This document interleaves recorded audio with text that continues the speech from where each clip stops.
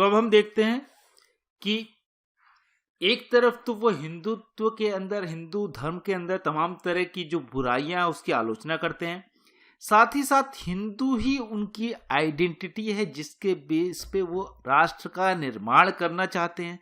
तो ये कॉन्ट्रडिक्टरी है, कुछ चीजें इसमें कंफ्यूजिंग भी है, कई बार इसके सीधे सीधे जवाब नहीं मिलते, लेकिन फिर भी इनका जो आइडिया है Hindutva as a cultural nationalism, Hindutva, अब यहां पे देख सकते हैं हिंदू और हिंदुत्व में क्या अंतर है। हिंदू का मतलब एक धर्म से है, रिलीजन से है। हिंदुत्व का मतलब जो है, हिंदुत्व का मतलब एक आइडियोलॉजी से है, आइडियोलॉजी या कह सकते हैं एक विचारधारा से है। और ये विचारधारा किसके नाम पे? हिंदुत्व राष्ट्र के टर्म में है, ना कि धर्म के टर्म पे। तो Hindutva as a cultural nationalism, और वो भी सांस्कृतिक राष्ट्रवाद। ऐसा नहीं कि उस राष्ट्रवाद का कोई सीधे सीधे किसी धर्म से मतलब हो, लेकिन उस धर्म के अंदर की क्या क्या चीजें हैं जिससे डायरेक्ट कांटेक्ट है या डायरेक्ट कनेक्शन है। अब हम देखते हैं, he was a supporter of cultural nationalism, सांस्कृतिक राष्ट्रवाद के सपोर्टर हैं। अब ये एक तरफ तो हिंदू धर्म के तमाम सारी जो गलत चीजें उसकी आलोचना कर रहे हैं, दूसरी तरफ उसी को आधार बना के एक सांस्कृतिक राष्ट्र बनाने की कोशिश कर रहे हैं, जिसमें अब संस्कृति का मतलब क्या होता है, कल्चर का क्या मतलब है। कल्चर एक्चुअली एक सम है, एक जोड़ है तमाम सारी चीजों का। जो हम भाषा बोलते हैं वो भी संस्कृति का नाम है। रिलीजियस प्रैक्टिस जो करते हैं, धार्मिक प्रैक्टिस, वो भी एक संस्कृति में जुड़ जाती है। हमारी ईटिंग हैबिट या हमारे जो फूड खाते हैं वो भी कल्चर का नाम है। हम कपड़े क्या पहनते हैं वो भी कल्चर है। हम इतिहास किस तरह से देखते हैं कि इतिहास में क्या चीज, हमारी जो गाथाएं हैं या कहानियां हैं या इस तरह की जो चीजें हैं जो जिससे हम रिलेट कर पाए, वो सारे। इसके अलावा जो डांस है हमारा, जो गाने हैं, संगीत है या जो कहानियां हैं, वो सारी चीजें मिला के एक संस्कृति बनती है। तो अब ये संस्कृति अलग अलग है, क्योंकि हम देखें भारत के अंदर भाषाएं बहुत ढेर सारी हैं, धर्म बहुत ढेर सारे हैं, ईटिंग हैबिट भी अलग अलग है लोगों की। इसके अलावा इतिहास भी अलग अलग एरियाज में अलग अलग है, क्योंकि हम देख रहे हैं साउथ इंडिया का इतिहास अलग हो जाएगा, नॉर्थ इंडिया का इतिहास अलग हो जाएगा। तो अब जो जोड़ने वाली बात है, ये बड़ा इसीलिए कंट्रोवर्सी आती है कि एक तरफ वो कह रहे हैं कि एक जैसा होना चाहिए। अब दिक्कत ये है कि क्योंकि भाषा ही एक जैसी नहीं हो सकती, अब भाषा को अगर एक बनाएंगे तो भाषा के आधार पे फिर से राष्ट्र नए निर्माण हो जाएंगे। तो ये काफी कंट्रोवर्शियल चीज भी है कि इसको सही से एकजुट करना, जो बेसिस पे यूरोप के अंदर, अगर यूरोप का मॉडल लेंगे तो यूरोप में अलग अलग भाषाओं के नाम पे अलग अलग संस्कृतियां बन गई। जर्मनी के अंदर जर्मन्स बोलने वाले और उनकी जो ऐतिहासिक चीजें हैं वो एक है, उनके खाने की हैबिट एक है, तो इसलिए जर्मनी का। इसी तरह इटली को अगर देखें तो इटली के अंदर जो इटालियन बोल रहे हैं वो लोग हैं, और उनकी जो धार्मिक बिलीफ है और धर्म को वहां पे अलग कर दिया गया राष्ट्र से। वहां पे हैबिट्स जो हैं, हमारे कल्चर, ट्रेडिशन और शेयर्ड हिस्ट्री, जो हम इतिहास साझा करते हैं, वो एक है, तो हम एक राष्ट्र बन जाते हैं। वहां पे धर्म को, लेकिन इनका जो आइडिया है यूरोप से वो लेते हैं, लेकिन उसमें हिंदुइज्म का इनपुट डालते हैं। अब वो उसको यूरोपियन स्टाइल में किस तरह से प्रूव करना चाहते हैं वो हम देखते हैं। India has such identity from Hindu religion. अब ये जो सांस्कृतिक राष्ट्रवाद है, बोले कोई और चीज नहीं बन सकती। जैसे भाषा अगर सिर्फ बनाएंगे तो दिक्कत है, या किसी के खाने के हैबिट बनाएंगे तो दिक्कत है, क्योंकि साउथ से लेके नॉर्थ तक खाने के, या कोई भी एक दूसरी चीज जो है वो एक आधार नहीं हो सकती जिससे यूनाइट कर सके, क्योंकि नेशनलिज्म के लिए ये जरूरी है। स्टेट के लिए जरूरी नहीं है, स्टेट अलग अलग संस्कृतियों का हो सकता है, राष्ट्र जो है एक संस्कृति का होता है। और उसमें कह रहा है कि हिंदू धर्म ही ऐसा है जो एक पिरो सकता है एक स्वर में, from north India to south India या east to west. Hindu nationalism, Hindu religion जो है वो राष्ट्र, उसके नाम पे अगर राष्ट्र बन जाएगा तो वो सबको एक सूत्र में पिलोगे, क्योंकि एक संस्कृति रहेगी, एक इतिहास रहेगा, एक भाषा भी हो सकती है जिसको संस्कृत कहा जा सकता है, क्योंकि सभी जो पुराने टेक्स्ट हैं वो संस्कृत में हैं। Despite having outward differences, the Hindus were internally bound together by the cultural, religious, social, linguistic, historical affinities. अभी कह रहे हैं कि डिस्पाइट ये, और ये चीज, इस चीज को वो समझ रहे हैं, ऐसा नहीं कि वो उस चीज को नकार रहे हैं, वो खुद भी समझ रहे हैं कि ये किस तरह से जरूरी है।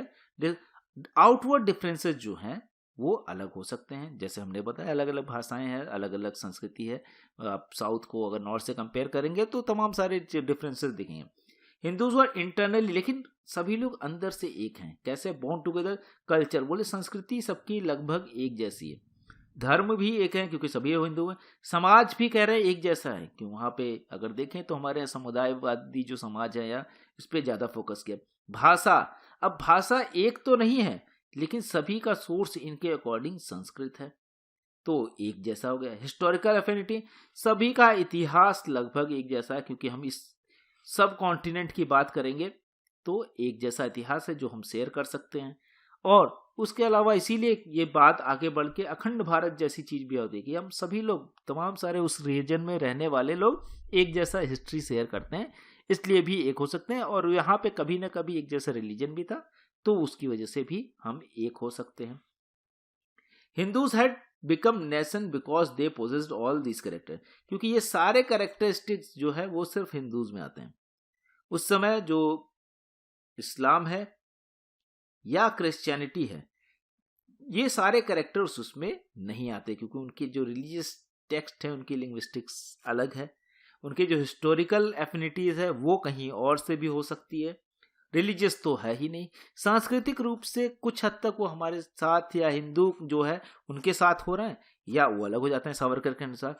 तो ये सारी चीजें बोला कि हिंदू नेशनलिज्म, हिंदू ही एक आधार हो सकता है जिसके नाम पे राष्ट्र का निर्माण हो सकता है।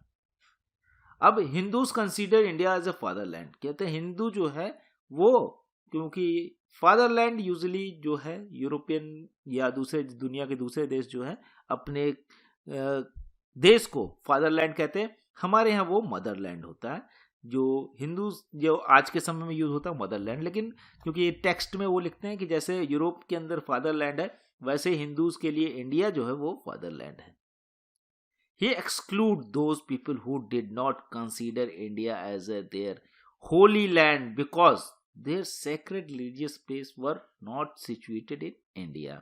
अब ये कहते हैं कि उनको बाहर कर दो जो लोग भारत के अंदर अपनी जो होली प्लेस है, पवित्र स्थान, वो नहीं पाते या जो कंसीडर नहीं करते कि भारत के अंदर जो होली प्लेस है वो उनके हैं और यहीं के हैं। सेक्रेड रिलीजियस, इसमें कौन कौन से आते हैं? For him Hindu society and not Hindu religion came first. अब यहाँ पे अगर देखें तो इसमें कौन कौन से, क्योंकि अगर हम देखें तो इस्लाम के लिए मक्का मदीना जो है वो ज्यादा पवित्र है, या क्रिश्चियनिटी के लिए यरूशलेम ज्यादा पवित्र है, तो कहते हैं कि ये लोगों का जो पवित्र स्थान है ये बाहर का है, तो इनको ये हिंदू उसमें फोल्ड में नहीं ले रहे हैं। ऑल दो अगर हम देखें बुद्धिज्म को और सिखिज्म को, जैनिज्म को, ये हिंदू फोल्ड में ले रहे हैं कि ये लोग इंडिया के अंदर ही अपना रिलीजियस जो होली प्लेस है उसको मानते हैं, इसलिए ये जो हिंदू कल्चर है, हिंदू नेशन है, उसके पार्ट बन सकते हैं, लेकिन ये लोग हिंदू नेशन का पार्ट नहीं बन सकते। ऑल्दो बाद में जब पॉलिटिकली कई बार इनसे पूछे भी गए आर्टिकल्स में, तो कहते हैं कि they can be a part of state as a Indian state, ना कि हिंदू स्टेट। इंडियन स्टेट का पार्ट हो सकते हैं, ऑल्दो ये भी कंफ्यूजिंग है कि इंडियन स्टेट क्या हिंदू स्टेट होगा या नहीं होगा, वो एक क्लियर आइडिया नहीं मिलता। लेकिन ये जो आइडिया है वो कहे कि बुद्धिज्म, जैनिज्म और सिखिज्म तो आ सकता है, लेकिन इस्लाम और जो क्रिश्चियनिटी है उसको बाहर रखना चाहिए। For him Hindu society not Hindu religion कम। अब हिंदू सोसाइटी, अब इनको मिला के हिंदू सोसाइटी बन गई, और हिंदू रिलीजन में पूरी तरह से विश्वास नहीं रखते, यहां तक कि जो गोवध है, इस तरह की चीजों को भी वो कहते हैं कि गाय ज्यादा इंपॉर्टेंट नहीं रखती बल्कि इंसान ज्यादा इंपॉर्टेंस रखता है। तो इसलिए ये उस पर भी बहुत ज्यादा कहते हैं कि ये पुरानी मान्यताएं हो सकती हैं, लेकिन इंसान को पहले मानिए। तो हिंदू रिलीजन को बहुत फंडामेंटलिस्टिक तरीके से नहीं अपनाते, लेकिन हिंदू समाज को, इनके अंदर हिंदू समाज के अंदर काफी कट्टरता कह सकते हैं थी। धार्मिक कट्टरता नहीं है, लेकिन हिंदू समाज के लिए इनके अंदर कट्टरता थी। The Hindu share common historical past, कहते हैं कि हिंदू जो है वो कॉमन क्योंकि जो बुद्धिस्ट भी है, जो सिख है, जो जैन है, वो सारे लोगों का जो इतिहास होगा वो इतिहास